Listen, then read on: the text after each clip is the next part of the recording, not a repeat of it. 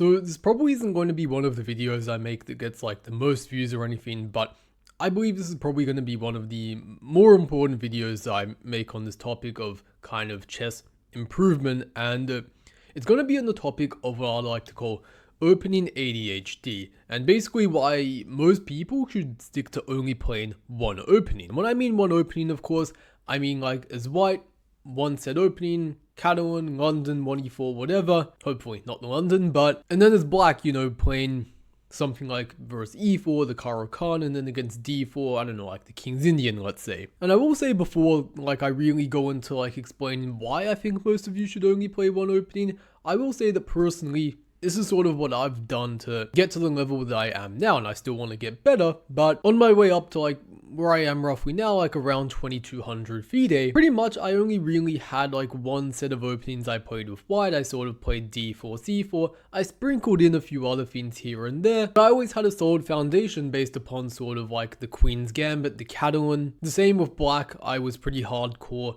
Caro-Kann against 1e4 for more than 5 years, and against d4, I basically, just played the Nimzo Indian defense, a little bit of the Queen's Gambit declined, but I wasn't bouncing around from one opening to another, again for reasons I'm going to discuss in this video. But I believe it's of particular importance I discuss this because, you know, especially in the time we're living in now, right, like there's probably thousands of chess videos being uploaded to YouTube every day, everyone's shoving a new opening in front of your face. Like, new opening, oh my god, no one knows this, and you're like, oh, maybe I should learn that too. And, you know, very, like, tempting, like, things on thumbnails, like, 66% win rate, and then, like, another video is telling you this one has a 69% win rate, and then you're like, oh, that sounds interesting, right?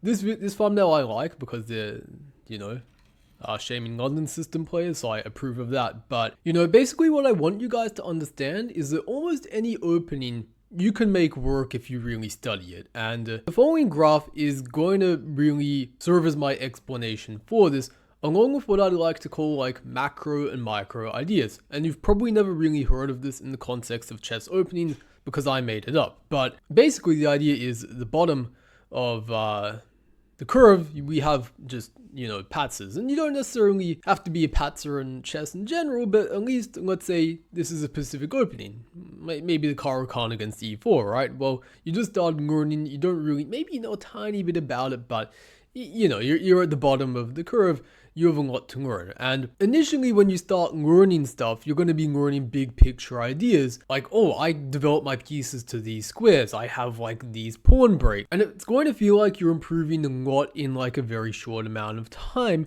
And as you can see, the curve is going to go up very steeply. But then where things get difficult is a lot of people start getting a little bit bored around here because they start thinking that like they've learned all these big picture things, these macro ideas, and then it gets boring because now when it comes to making improvements in their opening, it's a lot slower. And that's because, not because they know everything, but because they really have to pick up more of these micro ideas. And when they learn a micro idea, the improvement's going to feel a lot smaller compared to a macro idea where it might be like, wow, I learned this plan and like I beat like 5 people in the last week with it. When you learn a micro idea, it's not going to be like that, but you add a lot of these up over time, and that's going to make quite a substantial impact on your overall understanding of that opening, and more importantly, the middle game positions you get from it. But I really want to give a concrete example to show you guys what I'm talking about, to show that like this isn't just some like crap I've made out of thin air, right? So like, let's say we have the King's Indian defense, for example. You want to learn this for black for whatever reason.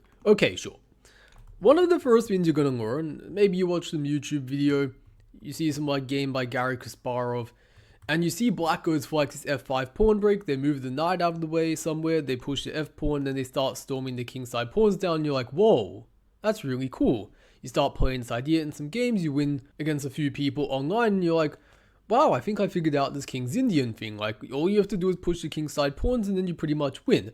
Well, you know, like 1500, you can maybe get away with that. You can beat some people who also don't really understand things too well. But if you face some stronger players, you might start to come across some roadblocks. And this is a game that I played myself, or we're going to see a game that I played myself against a bit of a stronger player a few years ago, and even this stronger player actually had a very like oversimplistic understanding of the King's Indian. Maybe it wasn't his main opening, I'm not too sure, but basically I had decided to play a line where I delayed developing my knight on the g1 square, and this came with the benefit that against e5, now when the center closes, I actually can play this move g4, and initially this is going to look a bit counterintuitive, but this is all based around the idea that I want to restrain black's activity on the king side with them going f5.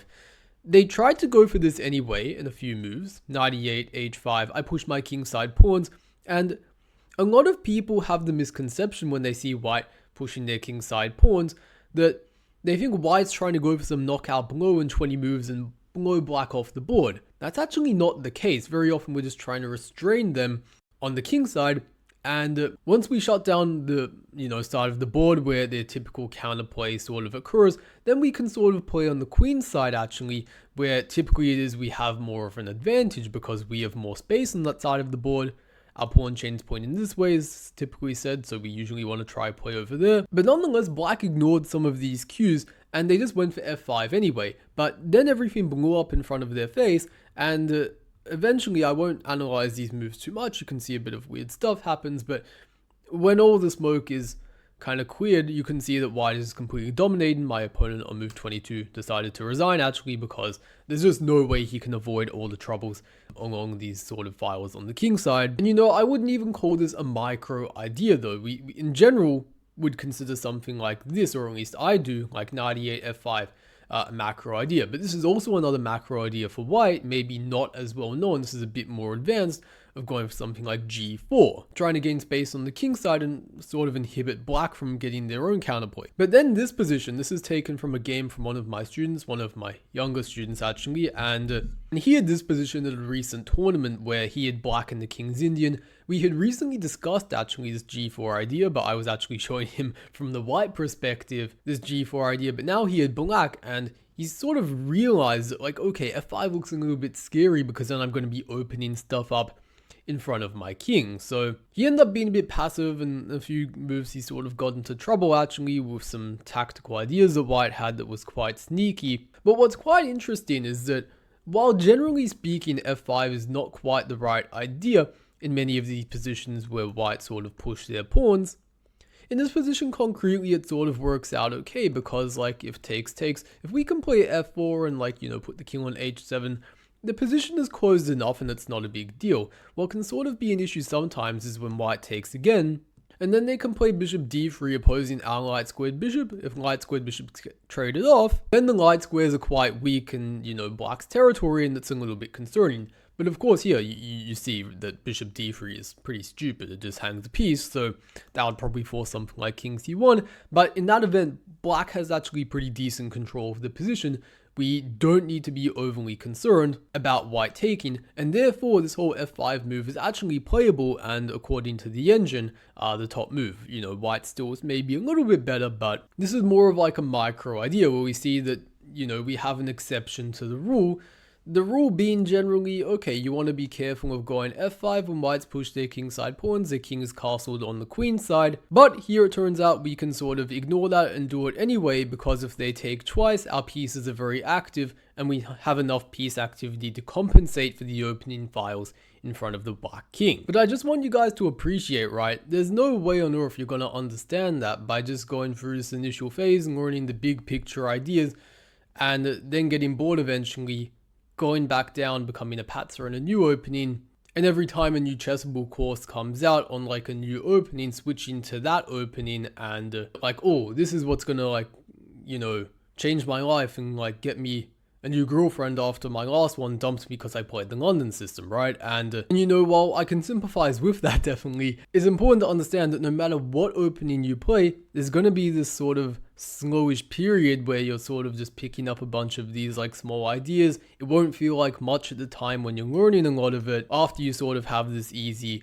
kind of phase of like learning a lot of, again, what I'd call the macro ideas, but you sort of just need to keep sticking with it. And again, don't forget that like there are players out there really, and they're rarer these days, but a lot of people have gotten like pretty strong. Grandmaster, for example, just playing like one set of openings with white pretty much, one set of openings with black, just sticking with that completely, and then only after they reach like a certain level, then adding in like maybe like one or two other openings in their sort of repertoire. And what that rating cutoff should be, I don't know. For me, it was like about 2100 that I started like throwing in different things like 2100 FIDE. But in general, until you reach like some sort of level, like 2000-ish, that can maybe even be 2000 like online, let's say, and you feel pretty confident in that opening, I wouldn't really consider trying to add another one. But for some of you guys who are maybe a bit stronger, you feel like you're very confident in another opening, which I'm not sure how many of you guys that really is, to be honest. But what I will say is that, you know, for example, instead of trying to completely add like a whole another opening, what you can do, and what I have definitely done to some extent myself as well,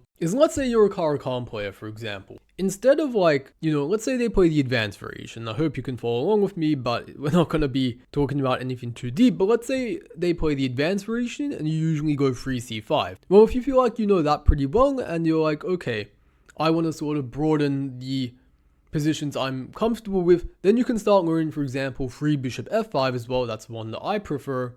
So maybe for me it would be the opposite. Like I always play bishop f5, so maybe I should learn c5, and I have learned it actually before as well, but I don't remember too much of it. That was like back when I first started playing the Caracan. And you just add specific like extra options and certain variations, as opposed to trying to learn like a whole, like again, another opening, which can be a very time consuming task, as opposed to just like adding small things in within an opening you already play, where you're sort of building on top of what you already have, as opposed to tearing the whole thing down and trying to build a new tower. But there's also nothing wrong if you hit a certain point, like let's say you've played the Caracan your whole life, then you're like, okay, I feel really confident in this, I want to add like a Sicilian. It will take a bit more time to really get used to it, and you're going to have some patience, but there's also nothing wrong with that. But also remember this approach that we've talked about here. Don't underestimate this, especially like if you're scared of people you play in tournaments and you're afraid people are going to prepare for you. For a lot of you guys, that's not a concern at all. But if that is, for example, something you're trying to avoid, you don't need to learn a whole new opening just to avoid preparation. You can learn new things within the opening you already play, and that will deal with a lot of those sort of issues. But a lot of you guys, you just play it online, or like even if you do play in tournaments, you barely have any games in the database, so you don't need to be concerned about that most likely. But yeah, anyways, that's going to be it for the video pretty much. If you enjoyed it, you know, please leave a like, subscribe, and if you want more help in your game with one-on-one coaching, there's a form in the description below. But that's going to be it for today.